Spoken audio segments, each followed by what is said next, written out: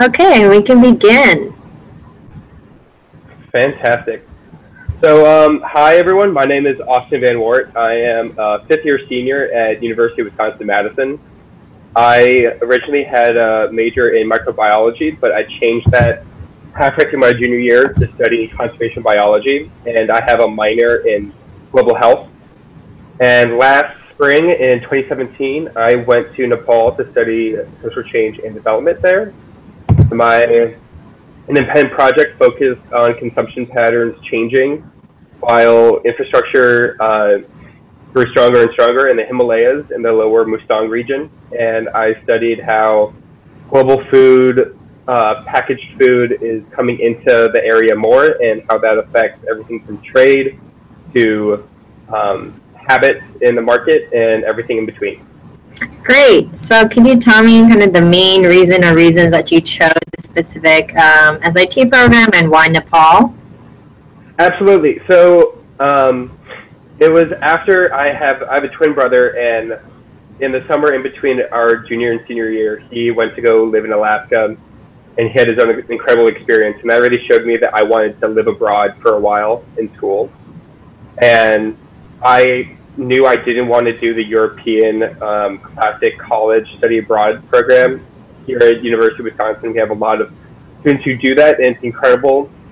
However, I felt like I wanted to do a little bit more, mainly because I had already traveled to Europe, and I really wanted to use this like once in a lifetime opportunity of being able to pretty freely live in a different part of the world, to see a completely different side of it. And I was looking mainly in Southeast Asia, in Asia and India, and the programs that just lined up the best was SIT, Social Change and Development in Kathmandu, Nepal. I looked at a few other ones, but at the end of the day, that was the one I felt most confident in. I had a couple interests in Nepal before that, but there wasn't one specific reason that really pulled me towards the program. Okay, great. And so, you kind of talk about this confidence of being able to be abroad, and you did this independent research. So can you talk about a little bit the skills that you felt that you gained in Nepal? Yeah. I heard from another SIT alum that once you travel in Nepal, you can travel anywhere. And that's absolutely true. I mean, like, as someone who I think has been traveling a lot, landing in Kathmandu a day early before even the program started, it completely recalibrates your expectations of what you can do by yourself. It's very intimidating, but the program helps you through that so much that it just elevates your self-confidence in almost every way you can imagine. You know, everything from how do I feel comfortable communicating with people on the street. You know, a big part of this program is independent research in the field, where you're not only talking to complete strangers, but it's in a language that you are learning almost on the spot. You know, it's 3 hours of language class every day, but still, you only get about 2 months of really practicing that. So it gives you an incredible amount of confidence that way. Like I said, it makes it so you can travel in more parts of the world just seeing what's around you. And, you know, you're exposed to so many more cultures than you can ever expect. It's really incredible. It's hard to put into just like one concise answer. Well, yeah, I mean, makes sense. So talking, kind of about the language program, it's pretty intensive languages, but you learned Nepali, you got this confidence on the program through independent research. You learned a lot about Nepal. Could you talk about maybe one or two of your favorite aspects of the program? Yeah, so the teachers, the language teachers are incredible. Hearing 3 hours of language class a day is very intimidating, I'm sure, to anyone who's interested in this program. But the core group of teachers for this program are absolutely incredible. They become your parents, they become your best friends, they become something more than that. Their personalities are so incredible and unique, each one of them, and they're so incredibly supportive.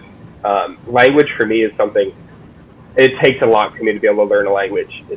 I'm not good at it at all, but No, Mina, one of the teachers, she would sit down with me for a half hour to 45 minutes whenever I wanted, just to talk in English on how to make my Nepali better. And then, of course, we would transition into Nepali to obviously strengthen my language skills. But they're there to support you, everything from like your walk from your host family to the studio center, to, I mean, obviously any academic area as well. They're with you in it, in and out. So that's definitely the first one. The second one are it's the people you meet. Everyone, almost every Nepali person that you meet is incredible. They're so thankful for everything that they have in their life, and they want to share it with you, and they know that you're away from your home, and they want to do everything they can to make their country feel the most like home for you as possible. And coming back from that type of culture back to the States has been a little bit difficult, just because it's so loving and everyone's there to support you.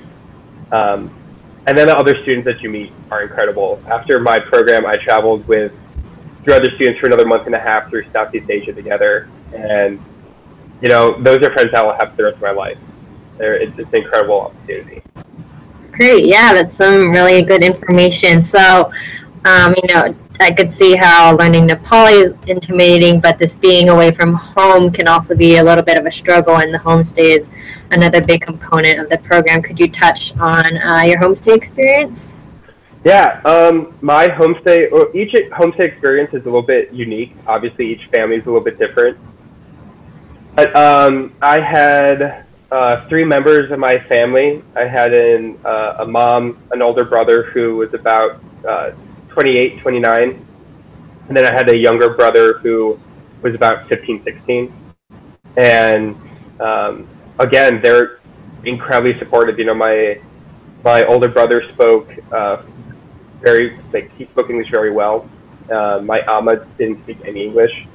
And then my younger brother didn't speak any English. So I was able to have a really good dialogue between the other 2 members of the family with the help of my older brother for the first couple of weeks. And then he also really wants to make sure that I'm transitioning from being a little bit, being comfortable with using English to being comfortable with using Nepali. And he was so helpful in that. I can't thank him enough. He always included me on doing things with his friends during the weekends. We hosted a momo making party. Momos are like Nepali dumplings. So he invited my friends from the program to come over, and we spent the entire day making momos. It's incredible. They will always help you. I know other friends where they were living next door to other SIT host families, and they would always do things together. For example, for something like Holi, which is a huge holiday in the Hindi culture, or Shivaratri, another huge holiday, they would always coordinate with the other families who were in the neighborhood, and they would host parties, not only for the SIT families, but also for other members of the community, so that you could really see a really holistic community in that type of culture. Great. Yeah, it sounds like you had a fun experience. Momos are definitely very delicious. Yeah.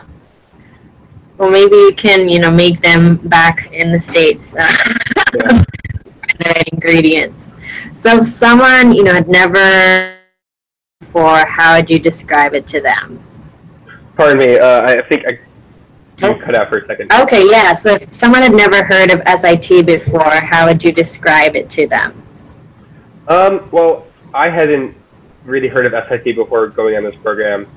And I would describe it as almost, if you've ever heard of Outward Bound, in my perception of it, it seems like a study abroad program combined with Outward Bound, combined with like a little bit of Fulbright. That's kind of a weird collage of ways to describing it, but it's an organization that will really, it's international, it's school for international training, and that kind of says it all. If once you've been a part of it, they're focusing obviously on education, but the ways that they're making you learn is training you. They're training you to be able to go out into the field, to be able to do your own research. They're training you to be able to feel comfortable living in a different part of the world. It's not so much instruction as more of a cooperative learning environment.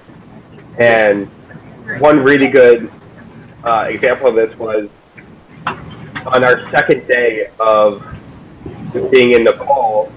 We were broken into groups of 3, and we were giving an envelope that had a little bit of money in it and then an address. And the instruction was, find this address, you know the one Nepali phrase of where is this, and go out and we'll see you in 3 hours. You know, you have a cell phone, you can call us if you really need help, but we're throwing you in the deep end, and when you come back, we'll like warm you up and give you cookies. Like that's a really good way of saying you're an adult, you're in a new environment. We will give you the tools to make it through this challenge, but you're going to learn how to do this by yourself. With any help, obviously, if you need it. But we want to make you do this by yourself because you come out stronger and you learn more from it. Yeah, well, that's a great example. No, definitely. You know, and examples I think are always very helpful. You know, for prospective students, and they like to hear what has happened to you on the program, since I'm not the one who's been to Nepal, but you've actually been there for the whole semester. So definitely answers the question. And I guess my last question kind of ties back into the independent study project that you did. You talked about your focus and your topic and kind of the challenges of doing it. Since you're back on campus now, are you pursuing it further, either through like a senior thesis, capstone, or just general interest for the future? Yeah. So unfortunately, my university doesn't have something like a capstone or something where I can really utilize my independent research towards something else in my home university. And you know, it's one of those things where right now I'm looking into so many different fields, looking at job opportunities. I'm looking at everything from NGOs to abroad to similar organizations here in the States. And it's one of those things that I know I will use, but right now I don't know how I'm using it, how I will use it immediately. Sure. But even if it isn't something like furthering how infrastructure development affects consumption patterns, I will be using that experience in whatever endeavor I want to go into. It was so much learning in such a small amount of time. Even if it's something like starting a new job, the resilience and kind of mental fortitude that independent project makes you go through, you will use in almost every way. Definitely. Yeah. Well, thank you for answering these questions and joining me on this Alumni Google Hangout. And I'm sure it will be very useful for prospective students or anyone who wants to learn about the program. Fantastic. Well, thank you so much for having me. And yeah,